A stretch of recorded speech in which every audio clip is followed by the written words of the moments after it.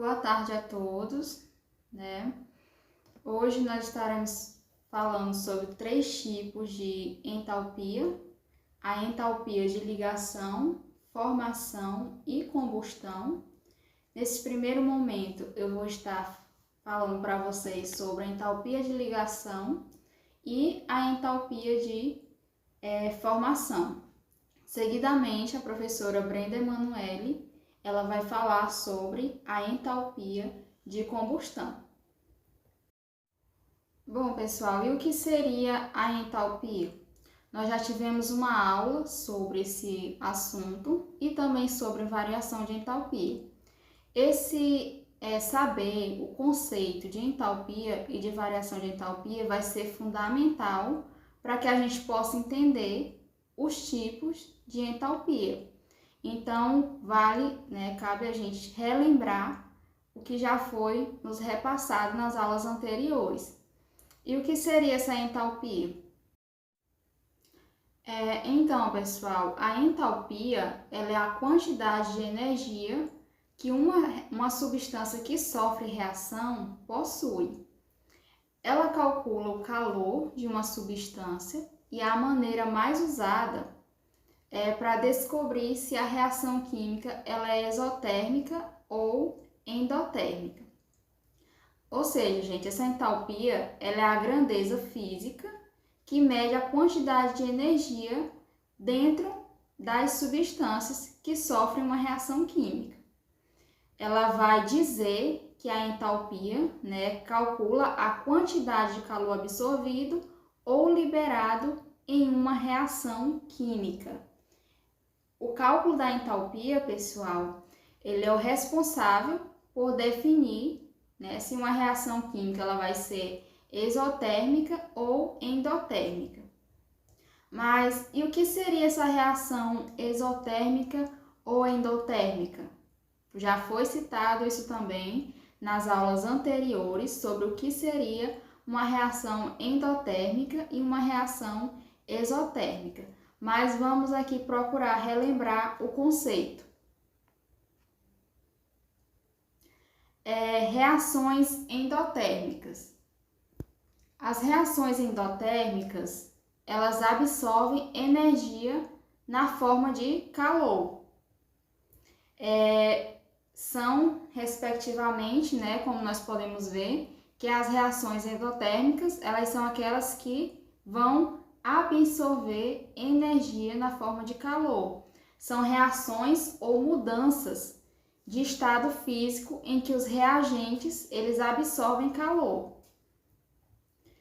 Imagine, que você está cozinhando um alimento aí na sua casa e para que esse processo, ferva, venha a enfervecer, é necessário você fornecer energia, como o calor da água, para que ele cozinhe, certo?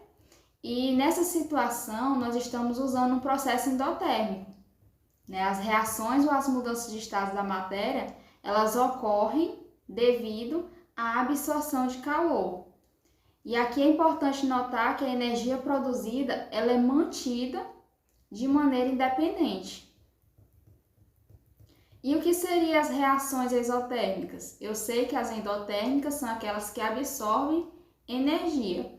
E o que são as exotérmicas? Elas são aquelas que vão liberar calor. São reações que liberam energia em forma de calor. São reações ou mudanças de estado físico, como nós já falamos, que vai haver essa liberação de calor. Vamos aqui imaginar um exemplo. Imagine que você acendeu uma vela e ao chegar próximo de sua chama, é perceptível que o processo de combustão está liberando energia, tanto em forma de calor quanto em forma de luz, uma maneira luminosa. Logo, nós podemos classificar que essa reação ocorre um processo exotérmico, já que envolve aí a liberação de energia para o ambiente. Quando você acende a vela, você está fornecendo, uma liberação de energia para o ambiente através do calor da chama.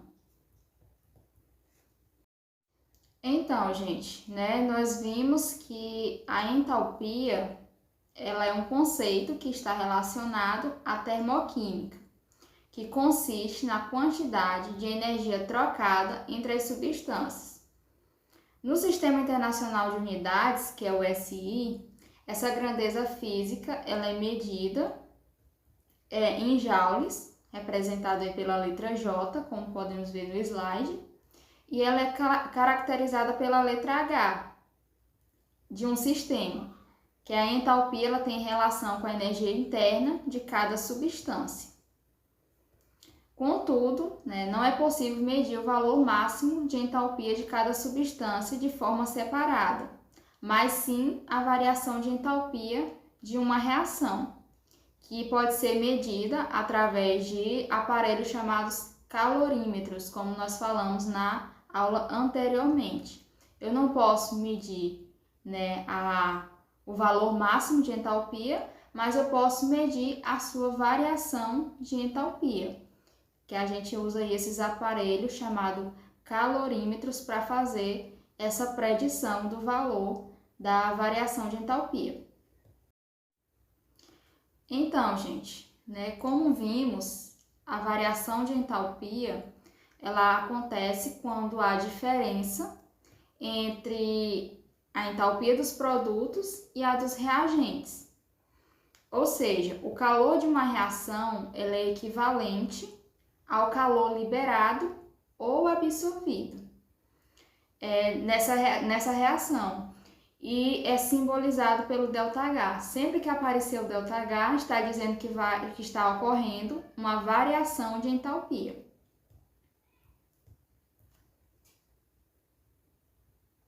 E agora nós estaremos falando dos tipos de entalpia, ou seja, ainda há uma maneira experimental para definir o valor da entalpia de cada substância. Por isso, os químicos eles trabalham com a variação de entalpia nas transformações físicas e nas reações químicas, como nós citamos no slide anterior, que não é possível medir a temperatura, não é possível medir o valor máximo, da entalpia, mas podemos fazer por meio da variação de entalpia. E para isso, os químicos eles usam muito a variação da entalpia nas transformações físicas e nas reações químicas.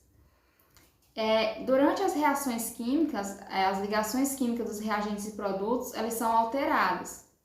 E assim nós podemos calcular o ΔH pela análise desses novos rearranjos.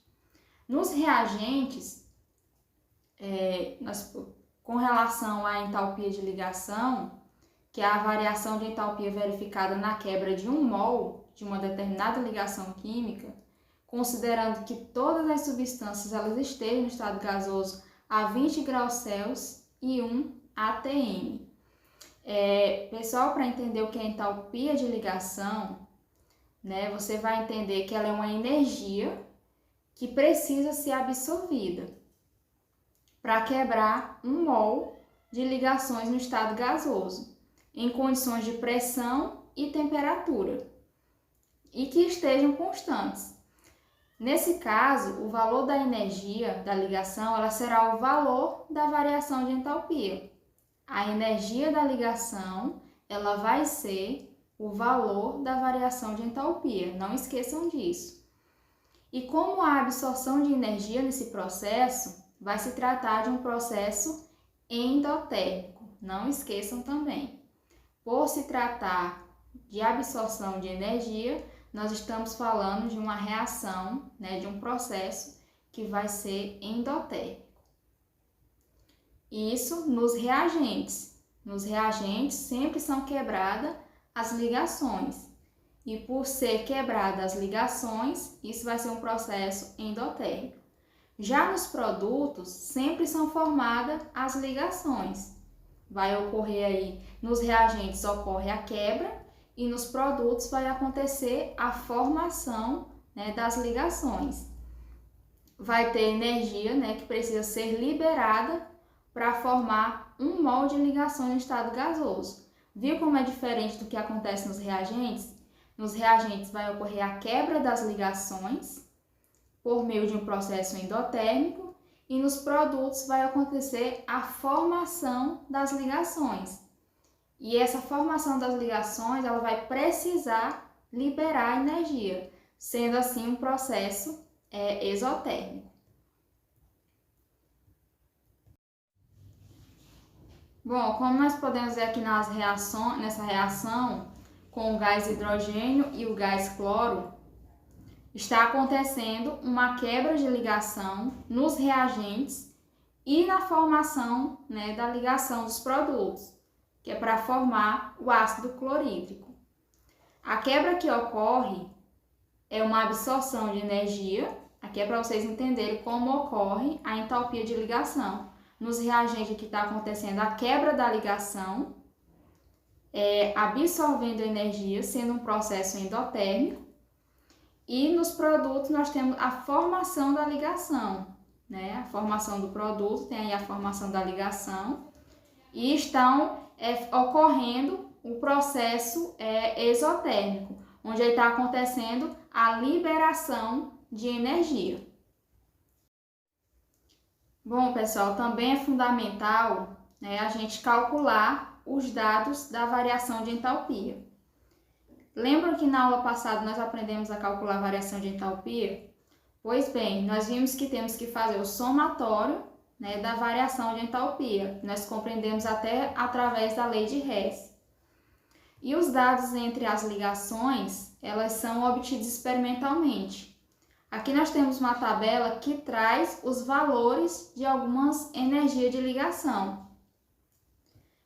De posse desses valores tabelados, nós podemos calcular a variação de entalpia, que é o ΔH, da reação pelo somatório de todas as energias de ligação, que são rompidas tanto nos reagentes, e que são formadas nos produtos. Nós podemos ver aqui ligações covalentes e o valor de energia que é liberado ou absorvido nessas ligações. Temos ligação com hidrogênio, que equivale a 436 kJ por mol. Temos ligações entre hidrogênio e oxigênio, que são 463 kJ por mol, e assim por diante, Temos outras substâncias aí fazendo ligações. E temos aí ao lado o valor dessa energia da ligação entre essas substâncias. Aqui nós podemos ver um exemplo, da reação aqui novamente entre o hidrogênio e o cloro. Nos reagentes, as ligações entre os dois hidrogênios e a ligação entre os dois cloros. A ligação aqui, de acordo com a tabela que nós vimos lá, a ligação entre dois cloros, ela equivale a 436, mais 436. Lembrando que sempre que o que estiver nos reagentes, ocorre um processo endotérmico. Então, esse valor ele vai ser positivo, ocorrendo uma absorção de calor. Então, aqui nós temos as ligações entre os dois hidrogênios são mais 436, de acordo com a tabela que nós vimos lá atrás. E entre os dois cloros, a ligação entre eles são mais 242. E nos produtos? Nos produtos, gente, eu faço a soma para aqui logo nos reagentes. Bora fazer a soma entre o 436 e o 242. Que aí vai ser um total de 678 kJ de energia que foram absorvidos nos reagentes. E nos produtos, a ligação entre o cloro e o hidrogênio ele tem um valor de menos 431. Observe que o valor é menos 431 porque já nos produtos ocorre uma liberação de calor, sendo um processo exotérmico. Por isso vai ser negativo aí o sinal. E eu multiplico por esse 2 que está simbolizando a quantidade de átomos, que eu tenho nos meus produtos. Multiplicando o calor liberado aí por 2, eu tenho menos 862 kJ de calor liberado nos produtos para a formação da minha ligação. Após eu ter encontrado a quantidade de calor nos produtos e nos reagentes, eu vou fazer o somatório, sem me esquecer do somatório da variação de entalpia. Eu faço aí o somatório de mais 678 mais, coloco entre parênteses, o menos 862. Fazendo o cálculo aí da variação de entalpia, eu tenho, e o jogo de sinal, eu tenho aí um valor de menos 184 quilojoules de energia. Eu observo que o sinal aí se mantém negativo. Se o sinal se mantém negativo, aí está acontecendo uma reação exotérmica. Então, na entalpia de ligação, eu faço o seguinte: eu encontro a energia de ligação nos reagentes e nos produtos. Seguidamente, eu pego esses valores e vou achar a minha variação de entalpia, observando sempre o sinal. Se o sinal for positivo, ocorre uma absorção de calor, sendo um processo endotérmico. Se o sinal for negativo, ocorre uma liberação de calor, sendo um processo exotérmico. Agora, pessoal, nós vamos aqui para a entalpia de formação. Ou seja, é a variação de entalpia durante a produção de uma substância simples, considerando que todas estão na sua forma estável.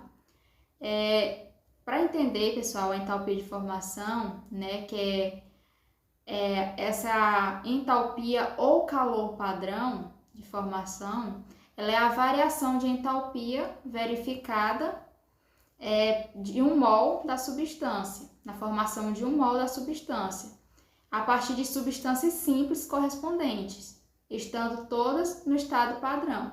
Então, o que eu vou precisar observar aí? Eu vou precisar observar se as minhas substâncias elas são simples. Quando o elemento ele está nesse estado ideal, quando está em substâncias simples, por convenção, a sua entalpia padrão de formação é zero. Então, eu preciso observar na reação se minhas substâncias são simples. Se for simples, a entalpia padrão será zero, terá o valor de zero. Vamos ver aqui um exemplo prático de como podemos calcular a entalpia de formação de uma substância. Sendo a variação de entalpia de formação do óxido de cobre 2 igual a menos 37,6 quilocalorias por mol e a variação de entalpia de formação do óxido de cobre 1 igual a menos 40,4 quilocalorias por mol, calcule a variação de entalpia da reação. Então, vejamos aqui. Bom, eu sei que o valor da entalpia de formação do óxido de cobre 2 é menos 37,6 quilocalorias por mol. Vamos aqui coletar os valores. E do óxido de cobre 1 é menos 40,4 quilocalorias por mol. Vamos fazer a substituição de acordo com a equação. Vocês estão vendo aqui a equação de formação do óxido de cobre 2. Vamos aqui fazer a substituição. Ele quer saber qual é a entalpia de formação do óxido de cobre nos produtos. Nós temos que saber aqui, tanto nos reagentes quanto nos produtos.